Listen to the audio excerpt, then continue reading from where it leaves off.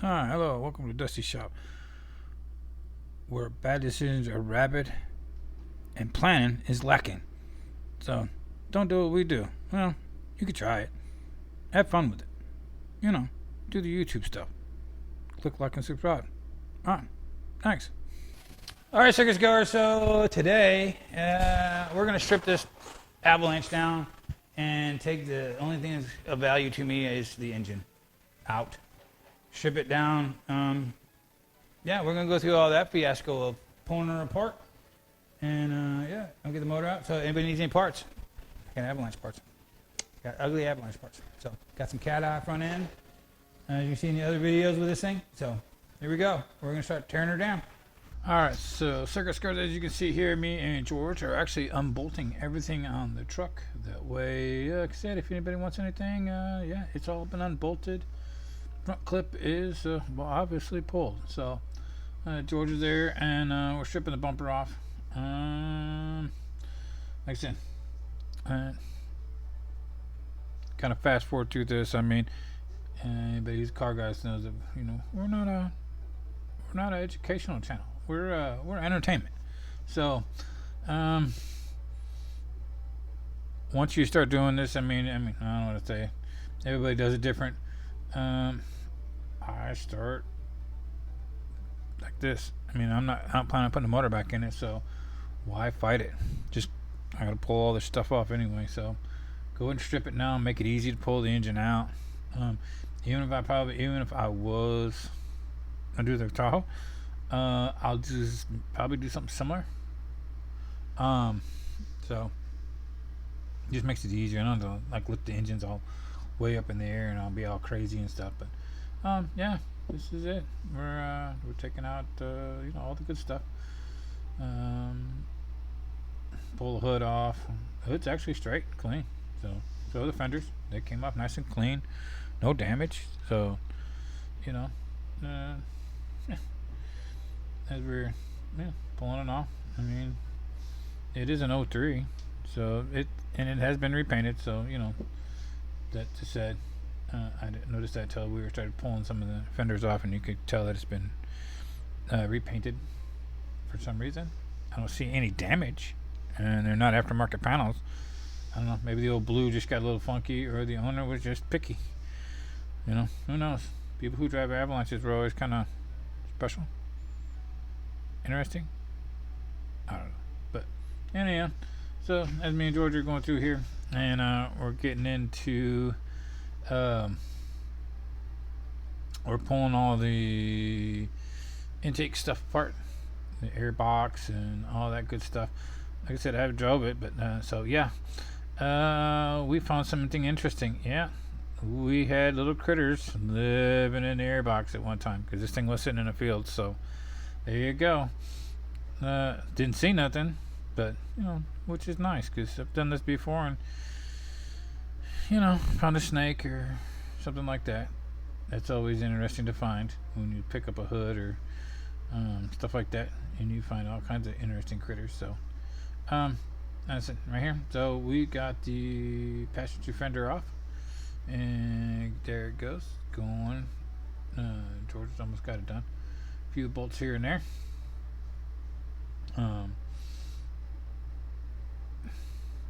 These things are kind of fun to take apart. Especially when you're not trying to save anything, but believe it or not, the only thing we cut on the harness was a couple of the grounds. So, note to myself, or anybody else who gets the wiring harness out of the Avalanche, there's a couple ground. So, if you find any wires that were cut, they were grounds.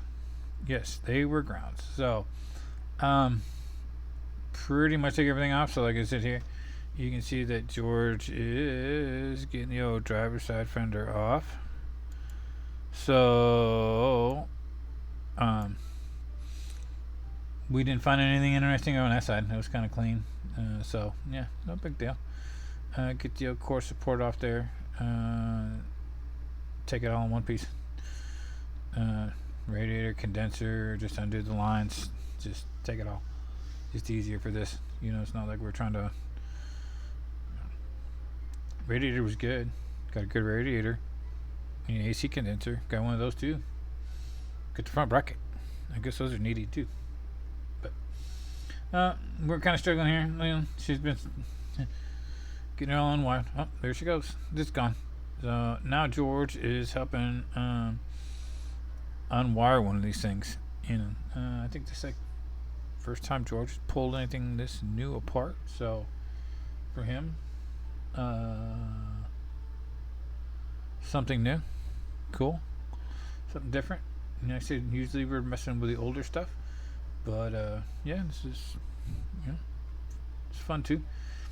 And if you break something, no big deal. It's all good. Where we're gonna put this thing into, it's got its own wiring harness. It's in pretty good shape, so I'm not too worried about it. Right now, I'm underneath the truck doing all the fun stuff of unbolting everything underneath it. Yeah, all the stuff underneath it, and get the transmission sitting on a jack so we can, do the old slide it on out of there. Some of it had been in there a little bit. It was a little bit of a challenge underneath there, getting a few things loosened up. Can't see a whole lot. There you go. Pull the starter. Normal stuff when you're pulling an engine out like this. Took the old 4L60 lines loose. Let the transmission hook to the engine because right now, just nah. This is easy. You see me under there, and I am dumbing the starter out. And probably some of the other crossmember lines of George is getting the little wiring harness that goes across the front of the whole pan loosened up. All that stuff up out of the way as soon as I get the wires off the starter. So, so George gets all those wires, starter wires, battery wire and all that good stuff. Gets it pulled back out of the way, and we get the rest of that harness cleared away from the engine, and unhooked from everything that needs to be unhooked from. Because listen, we were gentle with it, real gentle with it. So George is getting the fuel lines. We had to pull the intake, obviously, because I have a LS lift plate that goes under where the intake goes. Pull that off and pull the under plate on there, and slap that old. I like that thing. Oh man, is that a lifesaver right there? Gonna put new gaskets on it anyway, so pulling the intake is, especially right now, is not a big deal at all. Just get her loose, get it out of the way. This one, drive-by-wire. So Tahoe's drive-by-wire too, I believe. So yeah, look at that. Probably use, I don't know. We'll figure it out. We'll see what happens in that video when we go do that stuff. So George is having some fun here. He just loves all the plastic. He just absolutely was just, there we go. Lowering the old truck down. Getting everything situated for the, get that done. Fuel lines and all that stuff, like I said, it's not tricky, but it's all kind of goofy little stuff. Has anybody worked on these things now? You gotta get out of the way. And, we're trying to be, like I said, gentle as we could be. Just wiring harness. I kind of almost wish the wiring harness was a little hacked up, because I'd have just cut it. I ain't gonna lie, I'd just cut everything loose from the engine and yarded that bad boy out. Unfortunately, it was not. It was really good shape. So may try to do a run stand, make a run stand harness out of that stuff, so I can fire them LS's on the run stand. And you'll see in our one run stand video there. That run stand's out back, so we might try. We may do maybe do a little segment on that one and see how good I am. So as you can see there's George. He is getting the last of the motor mounts and all that loosened up, get her ready to go out of the way as we start to, yep, there we go. I'm going to start jacking up the old transmission in the back with the just a regular old floor jack. Hold her up so I can knock the crossover brace out of it. And yeah, hopefully, here in a minute, we can get to the fun part, which is, actually the truck wasn't bad and pretty clean. Not filthy, muddy, dirty, nasty mess underneath there. It wasn't bad. There's George kicking back as I'm underneath the truck wrestling with the cross member. Obviously somebody's been in there messing around, or not messing around, but just done something because they put the bolts opposite of each other.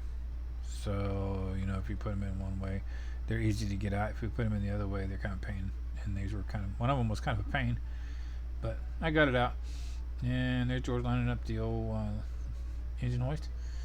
We done swapped over, put the lift plate on it, and here we go. We are getting the last little bit of few things situated. Get it out of the way. Like